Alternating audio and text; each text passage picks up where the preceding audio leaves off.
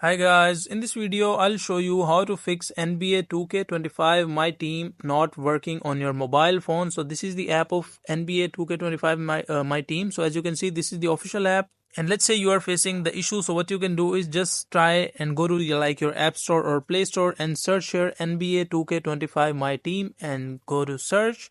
And you can try this on Android phone. So just open your Play Store and download this app NBA 2K25 MyTeam. And check for any updates. If this app has any updates, so you can face this issue like the old version is not working fine. So just try to update the app and try if it works or not. And let's say you are still facing the issue. So what you can do is just delete this app from your mobile phone, clear all the cache and all the data from your mobile phone.